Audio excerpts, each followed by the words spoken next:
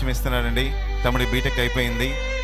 ఉద్యోగ ప్రయత్నం చేస్తున్నప్పుడు 3 ఇంటర్వ్యూస్ అటెండ్ అయినా కూడా తనకి ఏ జాబ్ రాలేదంట. చాలా నిరాశలో దిగిపోయినప్పుడు ఇంకా ఏ ప్రయత్నం చేయకూడదు అనుకున్నాడంట. కానీ దేవుని యొక్క మహాకృప దైవజన్ చేత వచ్చి ప్రార్థన చేయించుకున్నప్పుడు దైవజనులు ప్రార్థన చేసి ఒకటే మాట చెప్పారంట, నువ్వు నెక్స్ట్ అటెంప్ట్ ఏదైనా చేస్తావో ఆ అటెంప్ట్లో దేవుడిని ఖచ్చితంగా ఉద్యోగం ఇస్తాడని చెప్పి దైవజనులు ప్రార్థన చేసి చెప్పారంట. నెక్స్ట్ అటెంప్ట్లో తను ఇంటర్వ్యూకి పేరు ఇవ్వకుండానే తన ఫ్రెండ్స్ బలవంతంగా చేసి ఆ ఇంటర్వ్యూకి అటెండ్ చేశారంట. దేవుని యొక్క మహాకృప ఆ ఇంటర్వ్యూలో తను సెలెక్ట్ అయ్యాడు. జాబ్ కూడా దేవుడు శాంక్షన్ చేశాడని చెప్పి సాక్ష్యం ఇస్తున్నాడు. ప్రార్థన ఆలకించి సహాయం చేసిన దేవునికి మహిమ కలుగును గాక.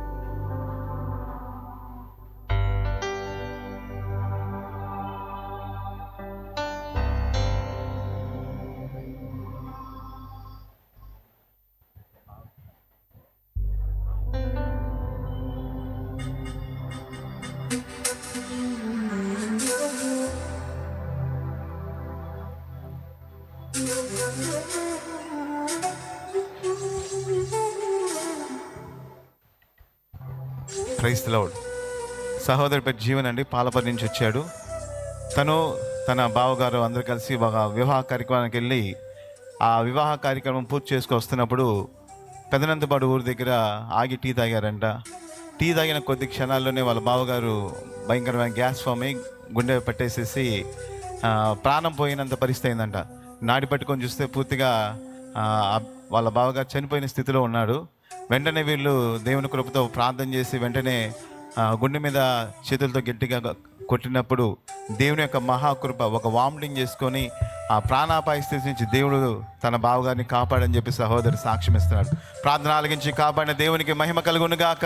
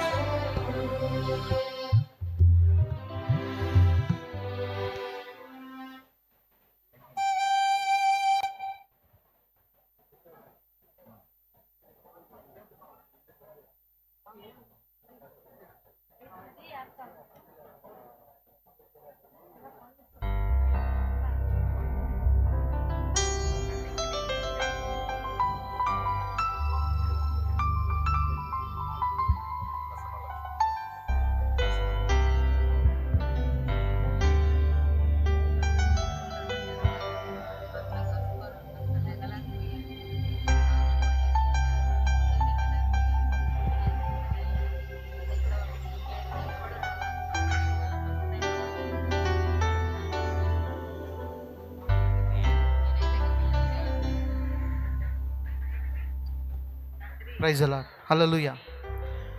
సహోదరి సాక్ష్యం ఇస్తుందండి. ఈ సహోదరి వాళ్ళు ముఠా పని, పొలంకి ముఠా పనులుగా కట్టుకొని ధాన్యాన్ని కుప్పలుగా వేసి బస్తాలు కూర్చే పని ఒప్పుకున్నారు.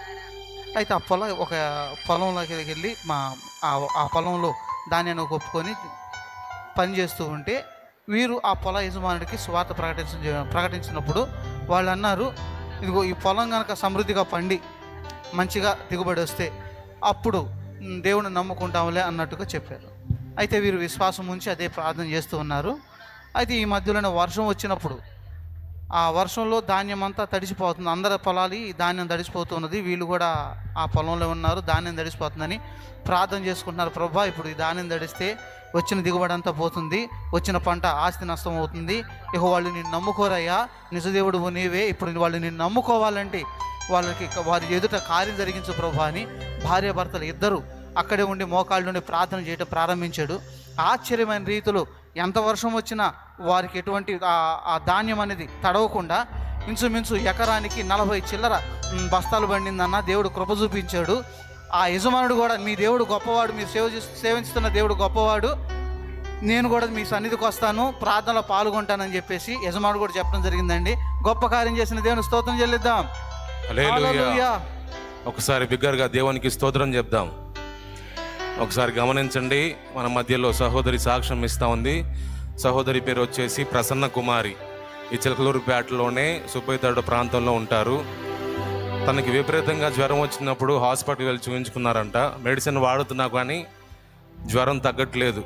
ఆ జ్వరం రోజు రోజుకి పెరిగిపోతూ ఉంది, కానీ ఎన్ని హాస్పిటల్ తిరిగినా జ్వరం అనేది కంట్రోల్ అవ్వట్లేదు.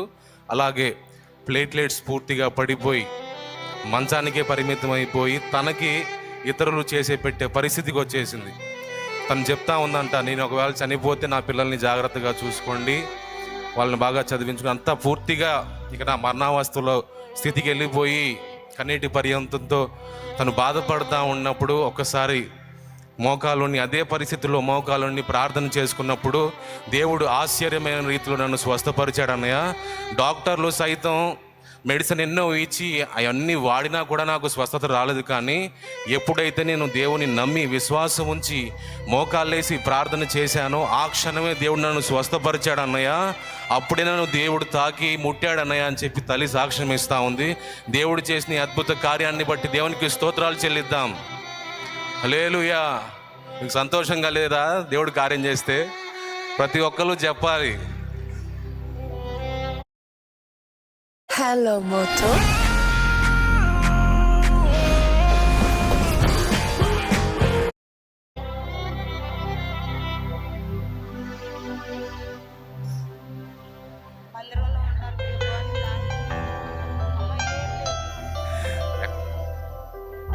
Praise the lord. మన మధ్యలో విజయలక్ష్మి గారు ఉన్నారు. నర్సరాపేట ప్రాంతం నుంచి వచ్చారు. తను అంతకుముందు దేవుణ్ణి తెలుసుకోలేదు. కొన్నాళ్ళ తర్వాత ఎవరి ద్వారానో సువార్త విని ఈ చిలకలూరుపేటకు వచ్చి అన్న ద్వారా వాక్యం విని దేవుణ్ణి తెలుసుకొని రక్షణ పొందిందంట. పొందిన తర్వాత దేవుడు పదే పదే ప్రేరేపణ ఇస్తూ ఉన్నాడంట. అమ్మా, నువ్వు పలానా ప్రాంతానికి వెళ్ళు, అక్కడ సత్యదర్శన పుస్తకాలు పంచు. అలాగే అది అయిపోయిన తర్వాత మరొక ప్రాంతానికి వెళ్ళు, అక్కడ వృద్ధుల దగ్గరికి వెళ్ళు, అక్కడ వాళ్ళకి ఆహారాన్ని పెట్టు, వాళ్ళకి ఎంతో కొదువుగా ఉందని దేవుడు ప్రేరేపణ ఇచ్చినప్పుడు తనకే తినటానికి లేని పరిస్థితి. కానీ అలాంటి పరిస్థితుల్లో దేవుడు వాళ్ళకి సహాయం చేసే విధంగా దేవుడు నన్ను దీవించాడు అన్నయ్య అని చెప్పి తల్లి సాక్ష్యం ఇస్తూ ఉంది. అలాగే అనేక మందికి సత్యదర్శనం పుస్తకాలు కూడా ఇవ్వటానికి నాకు దేవుడు ఓపికని ఇచ్చాడని చెప్పి తల్లి సాక్ష్యం ఇస్తూ ఉంది. దేవుడు చేసిన అద్భుత ప్రార్థన కూడా పెట్టిందంటావా? ఓకే. దేవుడు ఇలాగే అక్కలాగే ఇంకా అనేక మందిని వాడుకొని వారి జీవితాలు కూడా ఫలభరితంగా చేయాలని దేవుణ్ణి కోరుకుందాం. దేవునికి స్తోత్రం చెప్దాం. హల్లెలూయా. హల్లెలూయా. గమనించండి, సహోదరి ఏల్చూరు, తన పేరు రతన్ కుమారి. తన భర్తకు గడిచిన దినాల్లో హాస్పిటల్కి తీసుకొని వెళితే హాస్పిటల్లో డాక్టర్లు పరీక్షించి తన కడుపులో పేగు ఉబ్బి ఇన్ఫెక్షన్ చేరింది. అది ఎప్పుడైనా పగిలిపోవచ్చు, అర్జెంటుగా ఆపరేషన్ చేయాలని అక్కడ డాక్టర్లు చెప్పారు. దాదాపు 1,50,000 ఖర్చు అవుతుందని డాక్టర్లు చెప్పినప్పుడు సహోదరి అయితే అంత కూడా పెట్టుకోలేమయ్యా, మాకు ఆ స్తోమత కూడా లేని పరిస్థితి, ఏ రోజుకి ఆ రోజు తెచ్చుకొని తినే పరిస్థితి, కూలీ నాలి చేసుకునే పరిస్థితి. కానీ దేవుడు ఉన్నాడు, ఆయన మీద విశ్వాసం ఉంచింది. ఆపరేషన్ చేయనని డాక్టర్ల దగ్గరికి తీసుకొని వెళ్ళింది. ఆపరేషన్ థియేటర్లోకి తీసుకొని వెళ్ళారు. అంతా పరీక్షించి ఆపరేషన్కి సిద్ధం చేశారు. సహోదరి తను అక్కడే మోకాలుని, ప్రభువా ఆపరేషన్ కూడా లేకుండా తను బయటికి రావాలి ప్రభువా, నేనైతే విశ్వాసంతో ప్రార్థన చేస్తున్నాను, నీ గాయపడిన హస్తాన్ని చాపు ప్రభువా అని తను ప్రార్థన చేసింది.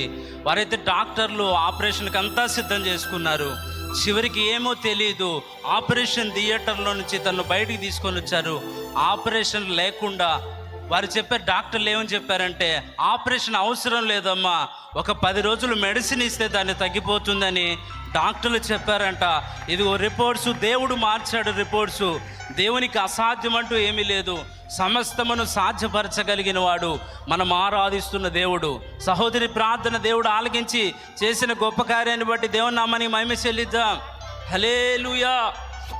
Praise the lord. సహోదరి పేరు బిందు మాధవ్ అండి. తను నర్సాబాద్ నుంచి వచ్చింది. ఈ సహోదరి చేతిలో ఒక చిన్న పాప ఉంది, ఒకసారి చూడండి.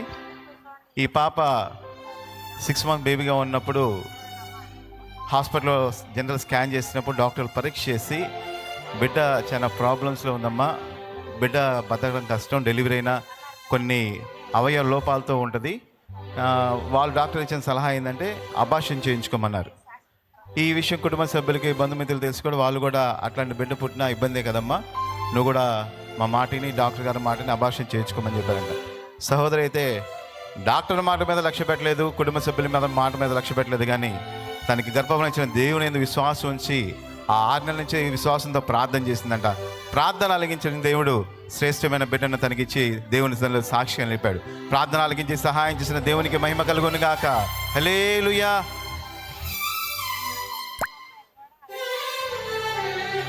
Praise the lord.